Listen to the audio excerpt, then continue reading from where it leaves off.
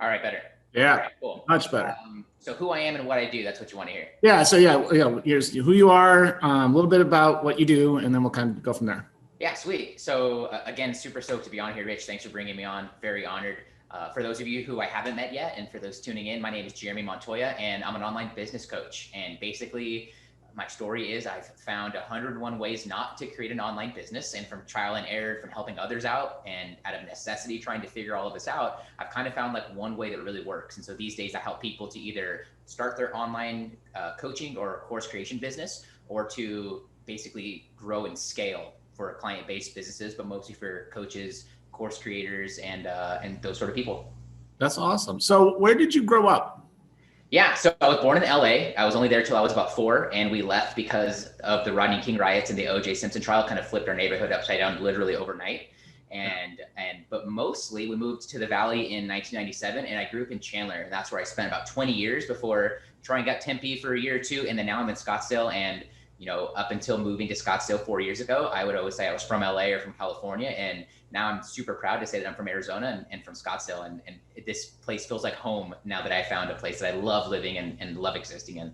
That's awesome. So do you have any brothers or sisters? I do have an older sister. She's 4 years older than me. She's super cool and interesting dynamic growing up. I'm a very independent person. I'm kind of an old soul. And so my sister's very young spirited, and she was older sis by default, but I wasn't really the kid who needed older sis to it. So there was an interesting dynamic with us growing up. But these days we both turn to each other for advice and wisdom, and very, very thankful to say we have a super good relationship and have both like really grown up, respectively ourselves now. Yeah. So now, did you always have an entrepreneur? At what point did you know that you were an entrepreneur? Right. Yeah, dude, second grade. Second grade? Yeah, and some people, the bug gets them early in life, like it did for me. My dad was very entrepreneurial. My mom, in her own ways as well, especially later on in her life. And I think it was two things that really caused it. Number one, I didn't have the richest parents, but I didn't have the poorest parents. We'd have Christmas, but it might have come in mid-January. You'd have, school, new clothes, school shopping, but it might have happened 2 or 3 weeks into school. We always found a way to make it happen, and very, very thankful for the upbringing that I had, because I also have expensive taste. And I think I got that from my mom, but always wanted not just, things, but like the nicest of the things. And I kind of realized at a young age that if I wanted these things faster, that I could do a little bit of work and I could arbitrage it. And, second grade, it started with yo-yos. Third grade, it was action figures. By sixth grade, it was skateboards. Seventh grade, it was fireworks. That one didn't work out well, but still to date, that was my most lucrative, least overhead, most profitable, and also quickest business to date. And that didn't end up well, because at the time, back in the day in Arizona, fireworks were illegal. So it was constant of me doing it a little bit out of necessity for my expensive taste. And also I used it as a way to, whatever I was obsessed with, whatever phase I was going through, whatever thing I was loving at the time, I would do it to get my friends involved and then monetize it. And that's really been just constantly the cycle and journey in my life ever since. Okay, cool. So what was your first job? Yeah. So first job, I actually applied at Sears, and I got hired on the spot at the jewelry counter. They're going to give me minimum wage, but I didn't end up taking it because I was in a student organization and I got elected to be a national officer. And so the training was going to be at the same time that I was going to be at this other training. Right. But I had pretty much every one of my best friends worked at Target at the time too. And so I went and applied, got hired on the spot as well, and worked at Target for a couple of years, and climbed a little bit up there for what it was worth as a part-time job. But the jewelry store or the jewelry counter at Sears, which I didn't end up taking, and Sears isn't even around anymore, right? And then, but Target, I think I worked there for 3 or 4 years as a high schooler and a little bit after. Yeah. So then now high school, what did you do after high school? Did you any formal education, or like what'd you do? Yeah. So, it's interesting. I planned on taking a couple months off after graduating high school, and, school for me was super tough. I wasn't the academic type, or I didn't exceed academically like after sixth grade, basically, for one reason or another. And about 6 months after my senior year, I was like, let's enroll in some online classes. I had a little bit of a scholarship from the organization that I was in, and I enroll, and even the enrollment process for online was super tough. I went to a physical campus to enroll online. I just felt out of the loop. I didn't feel like it was all organized, and like I kind of wanted to be told what to do in a way, or like, this is how it works, step 1, 2, and 3. It just wasn't like that.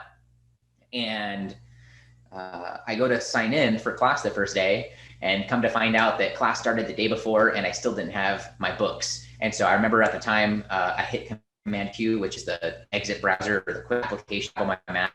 And about 30 days later, I went on to get hired at Apple through kind of happenstance and coincidence. And I spent 4 years there and really consider that like my 4-year kind of college, experience to a degree. And I really feel like it leapfrogged me in certain ways, the experience of being there, what I experienced and what the company was experiencing while I was there. And was lucky enough to have just a lot of really good experiences while I was there and got to climb up while I was there. And so I consider that more of my 4-year college degree. So I tell people tongue in cheek that I have a negative day of college. Okay. Yeah, I get that. Totally get that. So at what point did you start to look at stop working on like on a normal job and then start working towards being a full-time entrepreneur? What was that like? Yeah. It was ongoing, right? Because I've had this entrepreneurial bug in me. And so like, that was always the thing, it didn't seem like reality to a point. My first real legitimate business was a clothing line. And if anyone here who's done clothing knows how hellish it can be. You have sizes, colors, you have, the inventory, you got to put the money up for the clothes beforehand. And being it was my first business, I didn't understand a lot of the principles of direct marketing and online marketing to understand audience building and understand, what it means to like capture and to generate and to keep attention. I just didn't have those things down.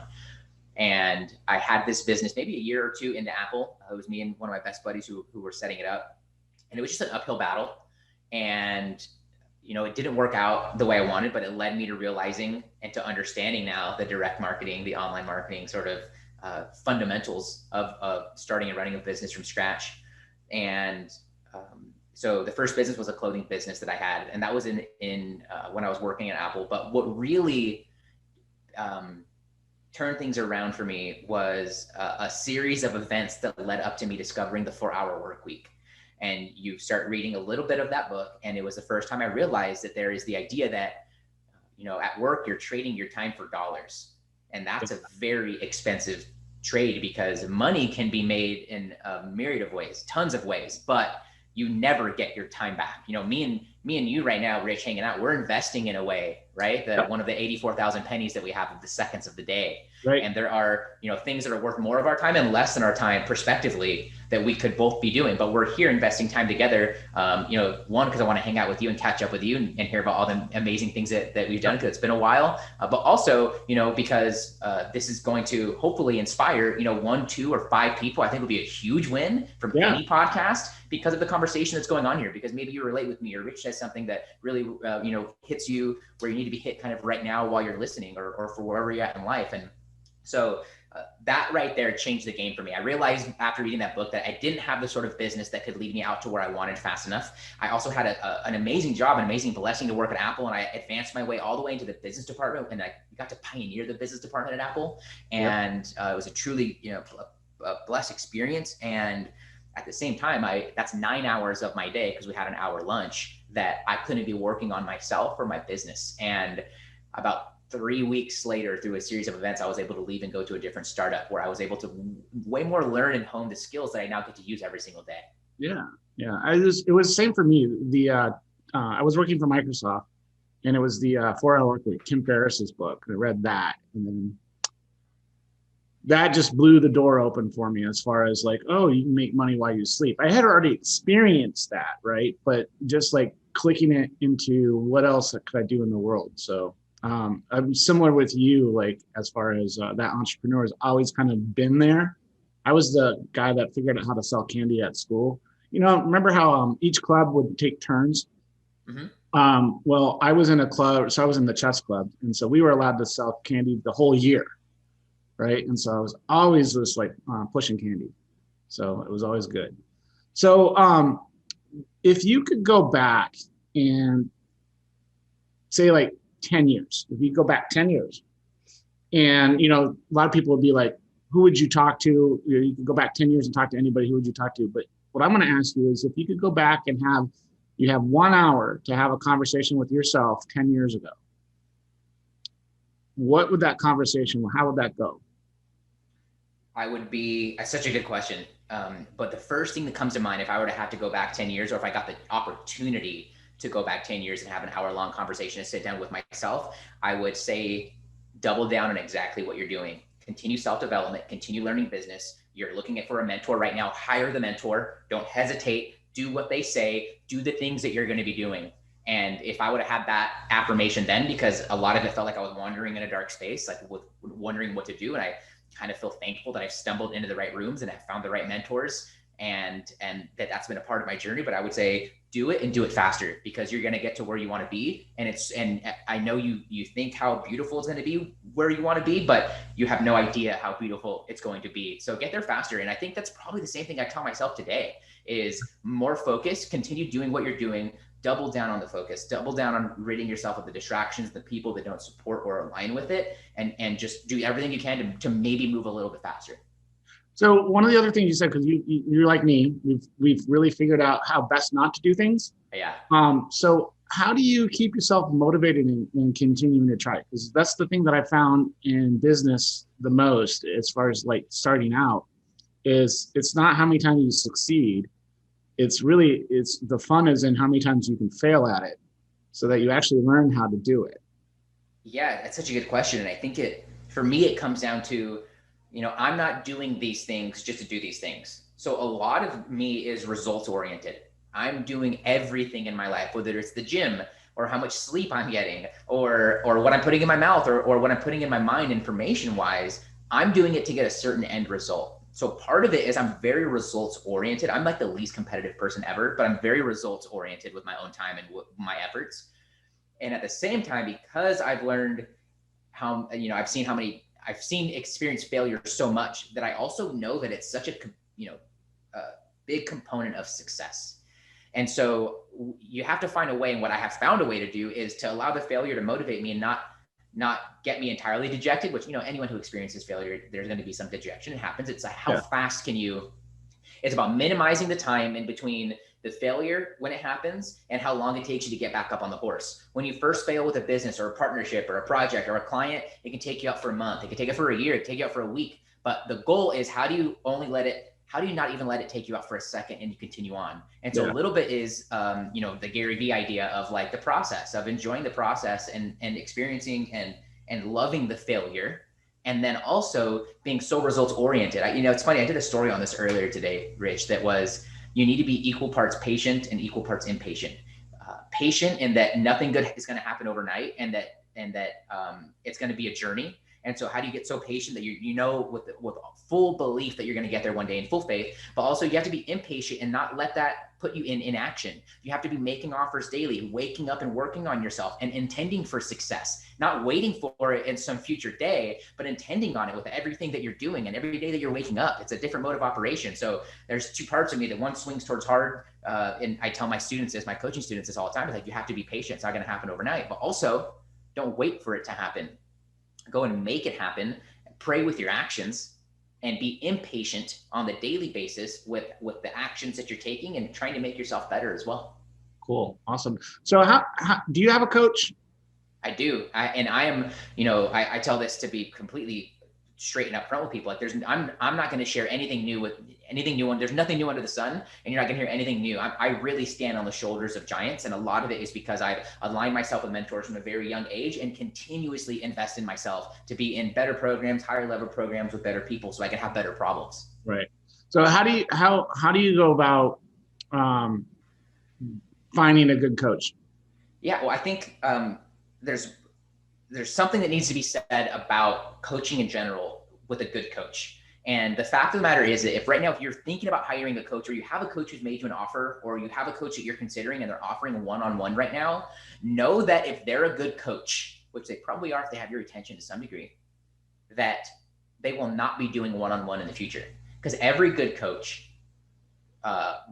is doing it to also have freedom in their own lives. And what that means is setting up processes and systems. I got lucky with many of my coaches where when I got on board with them, they were offering one-on-one, and not a single coach I've ever had who's still living does any one-on-one anymore, because they're smart. They create systems where they can insert others, and so that they can work on growing the business, continuing on their own self-development and growing their teams and enhancing their team. So I say, like, if you're considering a coach and they offer one-on-one or whatever they offer, get in now, because it's only going to get more automated. It's only going to get more scaled and leverage. And that's what a smart coach would do. And I would say still hire them if they don't do one-on-one.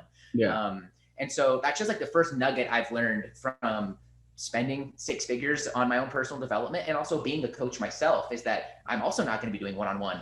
And my program, and I'm on a trajectory to continuously remove the one-on-one component so that I can create a business that's self-sufficient and other coaches that are self-sufficient as well. Yeah. So that's thing number one. Thing number two, how do you find a good coach? I think a little bit of it is you have to know what you're going after. And the best thing that you can do is go and find the shining example of it and either do everything you can to align yourself with them and to hire them and pay them for coaching and to pay what they are asking. Yep. Or do everything you can to surround yourself with their materials and to understand where they got their coaching and lessons from. Yep. And, you know, you don't have to hire a coach who's been around and, you know, been in the game 50 years or 60 years. Like there's great coaches at all levels. Get what you can afford right now. And I know, you know, right now we're talking in November 2020. It's a weird time in the world. And Yep. for some, money has never been more abundant. For some, money has never been more scarce. I get it. Yep. But hire what you can, you know, pay what you can. Definitely always pay your coaches. Any good coach is going to be charging you anyway. Otherwise, you're not going to have skin in the game.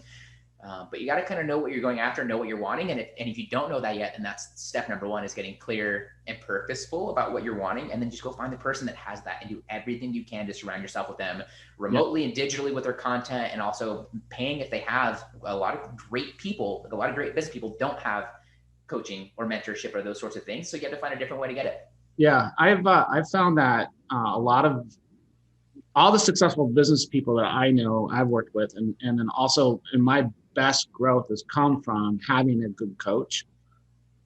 And it's just recently I discovered how not coachable I was, right?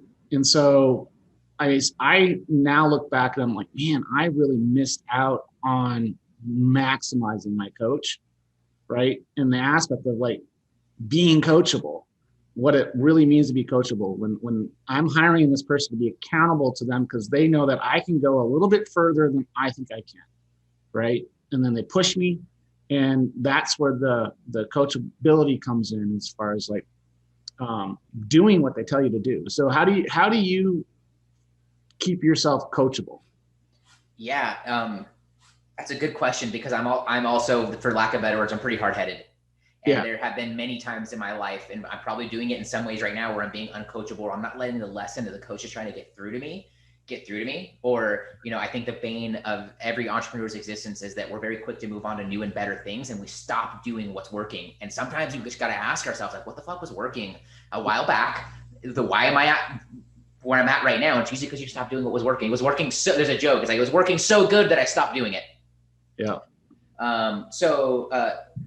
The only way I have found of remaining coachable, honestly, is when I'm hiring a coach, when I'm paying for a coach, it needs to hurt with how much it pays, how much it costs, what the investment is. If it doesn't hurt, follows the money. Yeah. Yeah. And the best coaches, they charge the most, and rightfully so. Like, why would you want to get charged? Why would you want to play with a coach, get coached by a coach who plays a small game?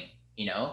And most coaches I know, they're playing a really big game, because so many people stand to benefit, not only from the client side, but our family sides and our team side and our employees and their family side. Like it's a huge ripple effect when you play big. And so a little bit of it is it has to pain you with how much it costs. And typically the more you pay, the more you're going to pay attention, is what I've also found. Yeah, that's good. Cool. So what are 2 things that you would give somebody's wanting to become an entrepreneur, start a new side hustle? What are 2 things that you would tell them to do that, given everything that we've been kind of going through this time frame, what are 2 things you would tell somebody like getting started?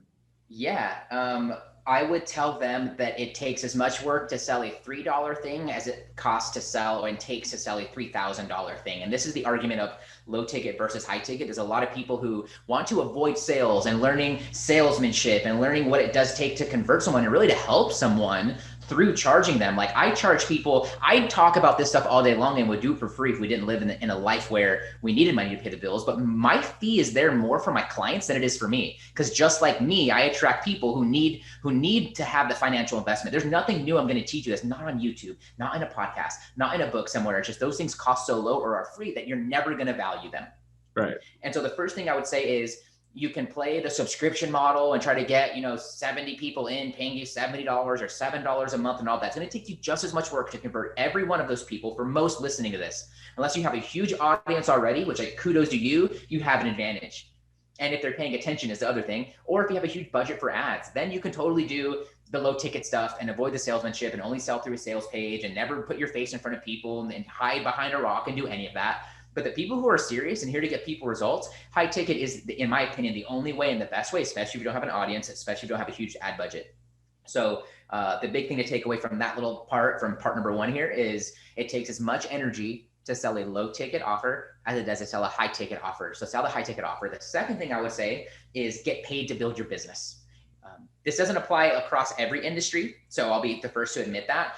But in the information industry, in the coaching industry, in the service industry, a lot of people want to they want to work on the website. They want to work on the business card. They want to work on the logo. They want to do all of these things before they go and do the same thing. They avoid the salesmanship and they avoid what it takes to convert someone. And that's where the rush is. That's where the fun is. That's where the money and the transformation is. It's in the sales process. So stop avoiding the sales process. Stop avoiding and procrastinating, making offers to people, and put the horse in front of the cart. And what that means is websites are never going to be the difference between someone signing up with you and not. Your logo, any of that stuff. Yep. And so what that means is create an outline on your offer that's so simple that it could fit on a Post-it note, and go out and have conversations with people about it, and listen to their problems. Ask them questions. Don't make it about you. Ask them questions. And when you find the alignment, ask if they're open to help. Ask if it's something that to fix now, or is it more of like a later thing?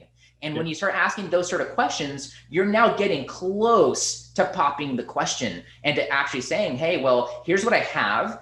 And eventually I'm going to charge way more for it, this amount. But right now it's this really reduced price because I'm just getting going. And you'd be one of hopefully my first success stories. And it's a huge win for you because you're finding me right now and you're getting a huge price break on this. And I'm going to give you so much value in comparison to what I'm going to be doing even just a few months from now. So where do you think we should go from here?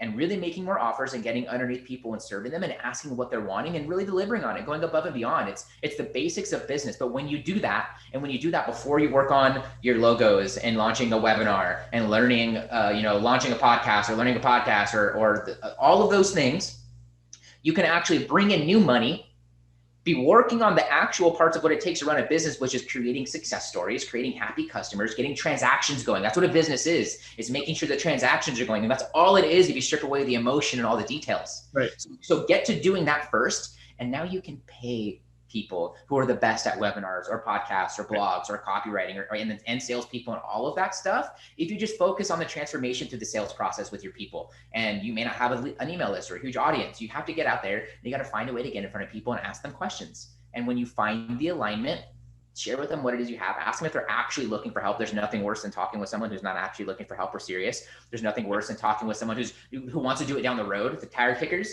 There's no use in talking with some of those people. So ask those questions too.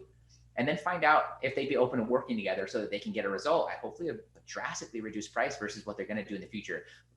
Low ticket offers are a quick way to waste a bunch of time. Start with high ticket. For most 99% of people probably listening to this, and 99% of people probably out there.